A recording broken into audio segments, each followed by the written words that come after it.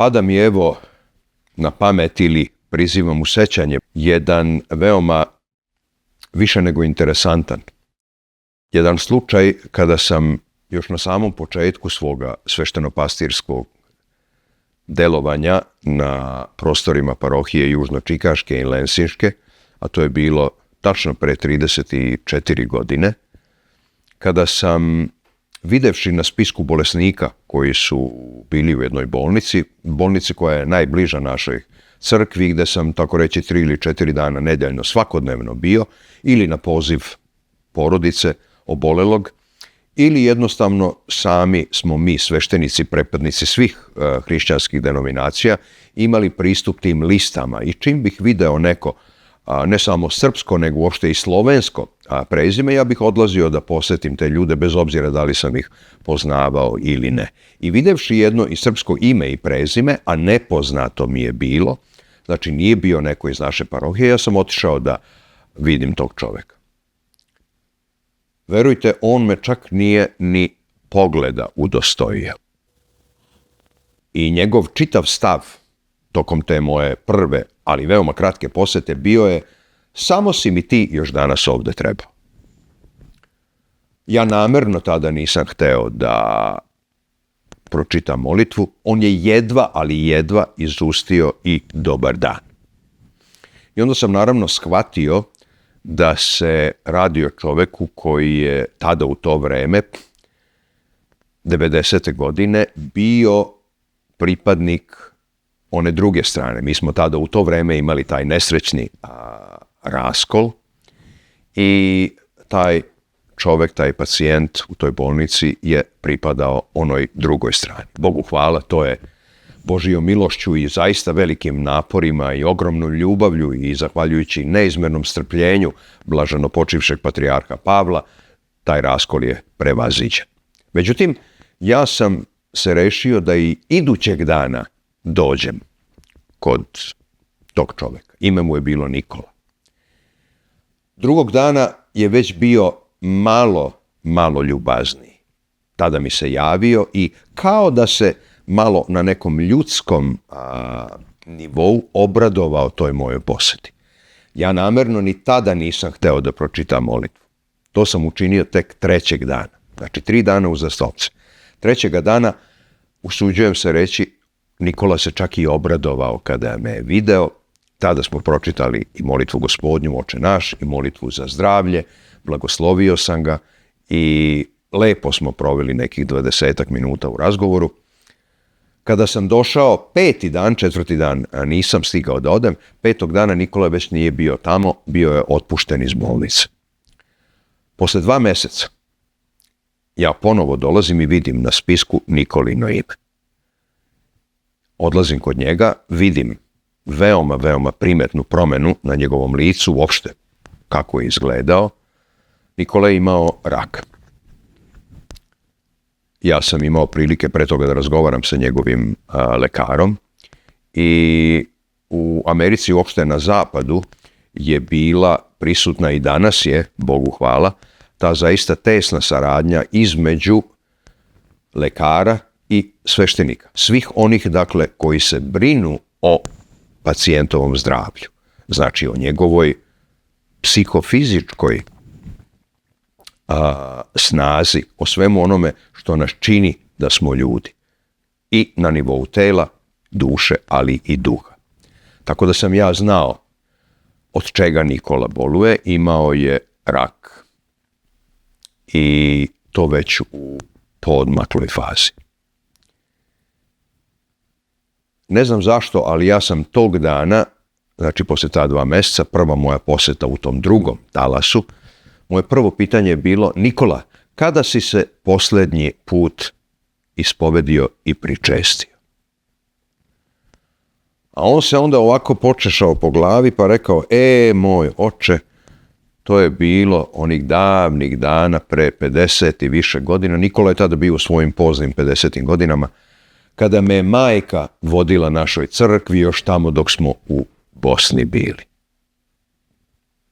Rekao: Nikola, hajde da se dogovorimo nešto. Ja imam par stvari da obavim danas u toku dana. Ja ću večeras doći negde oko 8. kada sve završi. A ti se do tada lepo pripremi pa da se ispovediš, a ja ću poneti sve te darove da te pričestim. Ja sam sedeo na stolici pored njega, on je rekao, sedi molim te ovdje pored mene, sedi na moj krevet. Ja kada sam seo na njegov krevet, on me uhvatio sa obe ruke, prodrmao i rekao, ma kaži ti meni, hoću ja umreti. Rekao, Nikola, svi ćemo umreti, svi smo smrtni i nema toga ko se rodio, a da neće umreti. A kada ćemo umreti, to jedino Bog zna. Da, ti bi trebalo sebe da pripremiš za taj put, koji ne znamo kada će započeti, ali on je izvestan. I on me još jednom stegnu, onako me privi k sebi, zagrlio me, poljubio me i rekao, svaka ti čast. Svi oko mene lažu. Ni lekari neće da mi kažu šta mi je, ni moja žena neće da mi kaže. Svi govore, Nikola, lepo izgledaš, bit će sve dobro, izaći ćeš iz bolnice, a sklonili ogledalo od mene, da ne vidim kako izgledam. A osjeća Nikola šta je u njemu. Osjeća Nikola da neće dugo živjeti. I hvala ti što si pošten, bez obzira što nisi moj sveštenik, ali rekao si mi ono što jeste. Dođi večeras, ja ću se ispovediti. Ali ja ne znam kako se to radi. Rekao, Nikola, razmišljaj o svemu onome što se proteklih godina i proteklih decenija dešavalo, a ono čega ti je žao, čega se pomalo i stidiš, ono što bi voleo da se nije dogodilo, ono zašto želiš da se pokaješ, jednostavno da kreneš u jednom drugom pravcu, jer za kajanje nije ni sada kasno. Kaže, dobro. I to veče kada sam došao, ja sam preko 3 sata ostao slušajući Nikolinu ispovest. Ja sam ga tada pričestio i Bogu hvala da sam se ja tada usudio tog dana Nikoli to da predložim i da se ispovedi i da se pričesti, jer sljedeći dan Nikola nije dočekao. Niko nije verovao da će on tako brzo da ode, ali izgleda kao da je Nikola samo to čekao. Međutim, nastavak priče tek sledi.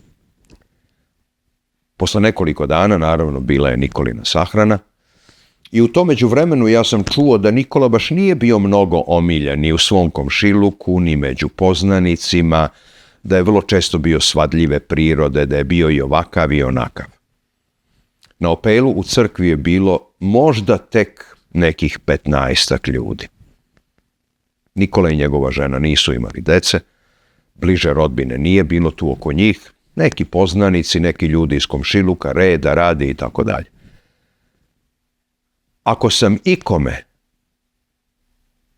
zaista govorio iz nad duše i potpuno otvorenog srca na Opelu, a trudio sam se da to na svakom Opelu bude tako, jer je to Božji dar, to nije ništa moje, onda sam tako govorio na Nikolinom Opelu. Kada se sve završilo, prišla su mi dvojica meni nepoznatih ljudi, ispostavilo se da su i oni pripadali, barem formalno, onoj drugoj strani. Pa su mi rekli, oče, mi želimo sa vama da napravimo jedan ugovor. Rekao, o kakvom ugovoru govorite? Ja ne sklapam nikakve ugovore ni sa kim. Pa mi bismo hteli da napravimo ugovor da kada dođe vreme, mi smo Bogu hvala zdravi, ali evo obojica smo tu negdje u 70. godinama, da kada dođe vreme i kada oči zaklopimo da vi dođete i da nas sahranite i da o nama govorite tako lepo kako ste govorili o Nikoli. Rekao, čini mi se da je posredi jedan nesporazum. Kaže, kakav nesporazum? Rekao, i oni su nažalost, na njihovu žalost, onda počeli da iznose sve Nikoline osobine. Kada ste vi o Nikoli koji je bio ovakav, takav, onakav, rekao, stanite. Posredi je nesporazum. A nesporazum je sljedeći. Nikola, koga ste vi poznavali, i Nikola, koga sam ja upoznao, su dve potpuno različite ličnosti. Ono je bila individua, kao što je svako od nas. A meni se otkrila ličnost. Dakle, Nikola je taj put od individue do ličnosti prošao upravo u tom posljednjem periodu svoga života, naročito tokom te njegove posljednje životne ispovesti. Prema tome, govorimo od dva različita čoveka. Evo vidite, uvek kada pomišljam o tome da nikada nije kasno, ja se setim Nikole i verujte, na svakoj liturgiji ja vadim časticu i za Nikolu i uvek ga se u svojim, ma kako nedostojnim, ali iskrenim molitvama setim.